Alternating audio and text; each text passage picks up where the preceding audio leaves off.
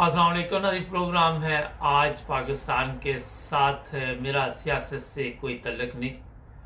ये किसके बारे में ये लड़की कह रही है ये भी आपको बताऊंगा। और 3 लोगों को जनाब पार्टी से निकाल दिया गया है पीपल्स पार्टी से जरदारी ने, इस पर भी बातचीत करेंगे। और ये भी मैं बताऊंगा आज कि कल जो चीफ जस्टिस से मुलाकात हुई अटॉर्नी जनरल की, उसने क्या वहाँ पे कहा।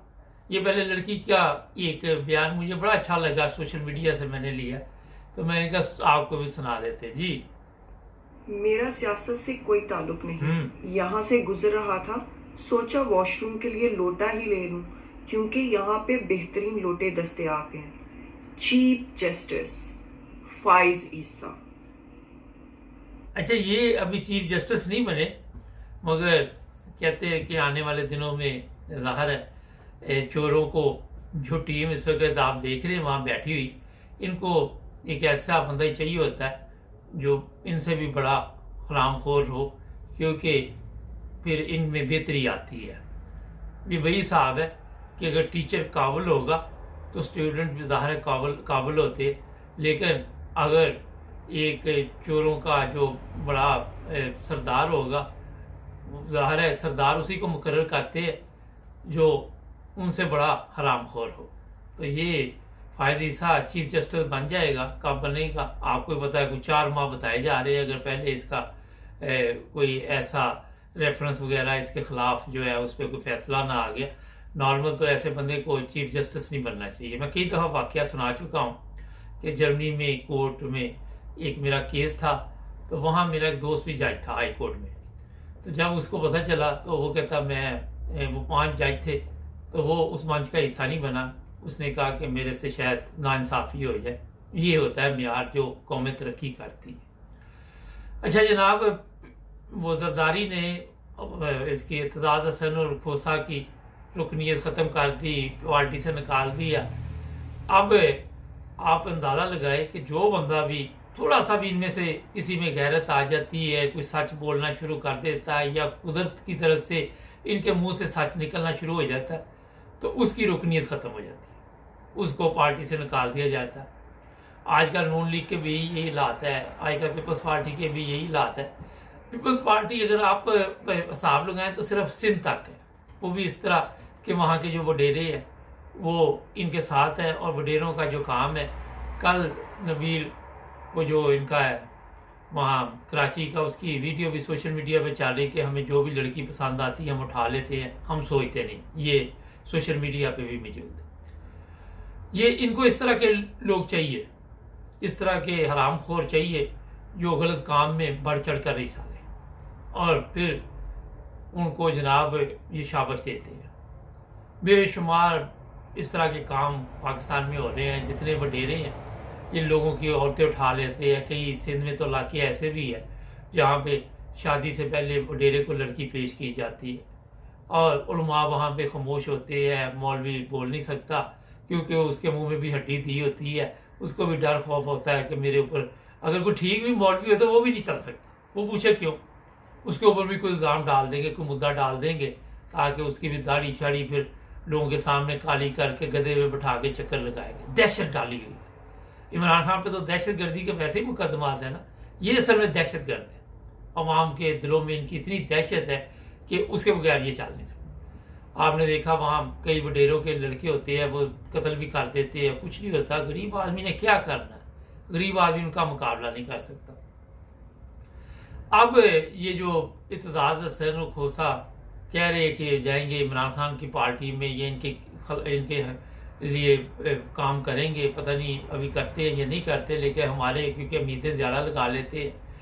अरसा दराज से ये लोग इस पार्टी में थे। ये मैं बात जो करनी चाह रहा हूँ बड़ी गहरी है, और इस तरह के कई लोग हैं जिनको पता है कि हम गलत जा रहे हैं। इन सबको इल्म है, मगर वो सुमन बुकमन बने हुए हैं, और वो खामोश रहते हैं। वो इसलिए कि हमें आसफ जरदारी पार्टी से ना निकाल। मरियम जो कल सऊदी अरब गई, वो भी वीडियो सोशल मीडिया पे वायरल हुई है। उसको जो इस्तकबाल मिला वो आप सबको मेरा हाल पता चल गया होगा। चोर चोर के वहाँ नारों की वीडियो भी चल रही है। फिर पता नहीं कौन से रास्ते से गए, कोई आगे नहीं था, वो नॉर्मल सी गाड़ी लेने आई हुई थी। ये जो प्रोटोकॉल आप देते हैं ना पाकिस्तानी जाहल लोग जो आटे की लाइनों में खुद मर जाते हैं, ये बड़ी मजे की होती है। इससे बड़े ये खुश होते हैं। नवाज शरीफ हो, ये मरियम हो, जरदारी हो, मदारी हो, हरामखोर हो, बिलावल हो, बिलावल की वो बहन, वो इस तरह इनको जो ये आप लोग प्रोटोकॉल देते हो, ये इन्हें इस मुल्क से नहीं जाने देते। दूसरे मुल्कों में इनकी औकात मेरा ख्याल है कि इतनी है, मैं क्या कहूँगा। वहाँ आप चले जाए, सऊदी अरब चले जाए, अब लोग सोशल मीडिया पे कह रहे हैं कि सऊदी अरब वालों ने ज़ाहिर है फितराना वगैरह देना था और ज़ुकात वगैरह देनी थी, तो इनको बाप बेटी को बुला दिया। मजाक तो लोग करते ही है ना। अच्छा, मैं आपको ये बताना चाहता हूँ कि जो अटॉर्नी जनरल है उसने जो मुलाकात की इसके साथ कल चीफ जस्टिस के साथ, तो वहाँ पे ये एक मसला रखा गया कि जो तारीख है पंजाब के इलेक्शन की, वो आप हम फंड दे सकते हैं, वो इतना बड़ा मसला नहीं है, लेकिन हम वो तारीख से मुतमिन नहीं है क्योंकि हमारे अपने हालात ठीक नहीं है और हमें या वज़ीर आज़म को किसी को नाअहल करार ना दिया जाए। इसमें क्या चीफ जस्टिस ने कहा, अभी तक ये बात बाहर नहीं आई, मगर इस मौजू पे कल बात की गई। अब आज इन्होंने PTI वालों ने दरख्वास्त दी थी, मेरा कोई इतराज़ लगा दिया वहाँ पे और दरख्वास्त वापस दे दी गई, लेकिन अगले चंद घंटों में शायद वो दरख्वास्त चली जाए। सवाल ये नहीं है, सवाल ये है कि इस वक्त अदालत अगर सही फैसला करती है, ये जितनी भी कबीना इनकी बैठी हुई है, पूरी पार्लियामेंट नहीं, मैं कहता ये पूरी नाहल होती है, पूरी नाहल होती है और ये गवर्नमेंट वैसे ही फारग हो जाती है। अगर इंसाफ के तकाजे पूरे किए जाए और फिर तो इन्हें अदालत ही सिर्फ लग जाए इनके ऊपर, तो ये एक बंदा भी नहीं इनसे बाइता और इनके लिए इन पर हमेशा के लिए पाबंदी भी लगाई जाए। और यही मरियम चाहती है। मरियम का प्रोग्राम भी यही है कि चचे का भी बेड़ा गर्क कर दो ताकि मुझे यहाँ पे वो मुकम्मल तौर पर सदारत मिल जाए और मैं कल को वज़ीर आज़म बन जाऊँ। मगर मकबूलियत नहीं इनकी, आपस में टूट फूट है। जो बूढ़े सियासतदान हैं, कभी कभी उनके बच्चे उन पर लान तान डालते हैं कि आप सारी ज़िंदगी वो लोगों के जो पहले नवाज शरीफ के जूते चाटते रहे, अब मरियम के जूते चाटोगे, यही तरह इसी तरह आप इनके नस्ल दर नस्ल जूते चाटते रहोगे। इनको आदत भी पड़ चुकी है। आपने देखा कई दफ़ा किसी को आज़ाद भी कर दिया जाए ना, पिंजरे में कोई परिंदा होता है तो वो उड़ता ही नहीं, उसको आदत पड़ चुकी होती है वो पिंजरे में रहने की, उसको पता ही नहीं चलता कि आज़ादी मुझे मिल चुकी है और मैं बाहर जाके क्या करूंगा। यही आदत इनकी है। बिल्कुल मैंने आपको ऐसी मिसाल दे दी है कि इनको आप आज़ाद भी कर दें तो ये वहां पे बैठे रहेंगे, क्योंकि गुलामाना ज़हन है, दिमागों में तूड़ी इनके इस जगह भरी हुई है। इनको समझ नहीं आती कि मुल्क के हालात कैसे ठीक करने हैं, और यही वो चीज़ें हैं जिसने मुल्क को बर्बाद कर दिया। और अवाम का बेड़ा गर्क इसलिए हुआ कि अवाम ने अपने हक के लिए आवाज़ उठानी मेरा हाल मुनासिब नहीं समझी। उन्होंने समझा लाइनों में लगे रहो, और इन्होंने समझा कि इनको लाइनों में लगाओ, साथ जूते भी मारो, साथ ये मरते भी दे, मगर हमारे ताबेदार है। और अवाम भी बड़ी खुश है। अक्सर देख लिया, और आपको मैंने कई दफ़ा बताया कि दूसरे मालिक में ख़वातीन काम पे जाती है, मेहनत करती है और सिस्टम चलता। हमारे ख़वातीन काम पे चली जाए, वो बॉस कहता पहले इसको मैं किसी और मकसद के लिए इस्तेमाल करूँ, फिर फैक्ट्री वाले फिर उसको टिकने नहीं देते, क्योंकि हमारा मुल्क इस्लामी जमहूरिया पाकिस्तान है। यहाँ यूरोप में किसी औरत को आप कोई हल्का सा भी कोई छेड़ के तो देखे, फिर पुलिस क्या सलूक करती है।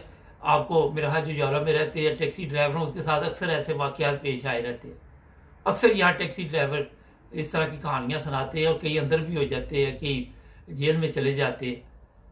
तो पाकिस्तान क्योंकि इस्लामी जमहूरिया पाकिस्तान है, उलमा ने तरबियत ऐसी की हुई है सबकी, और फिर वो तरबियत का असर ये है कि ख़वातीन अकेली बाहर नहीं जा सकती। ये चंद चीज़ें मैंने आपको इसलिए बताई है कि जो लोग पाकिस्तान को आज देख रहे हैं कि शायद कल मुझे कॉमर्स में एक ने लिखा कि इमरान खान कभी वज़ीर आज़म नहीं बन सकता, और बंदे खुदा के अच्छा उस बंदे का काम है सिर्फ आके तो नुक्स निकालने, कीड़े निकालने। लेकिन मैं तो कई दफ़ा आपको ये कह चुका हूँ कि इमरान खान के लिए बड़ा मुश्किल काम है। अगर इमरान खान को इन्होंने वज़ीर आज़म बनाना होता तो वो मेरा हाल उतारते ही ना इसको।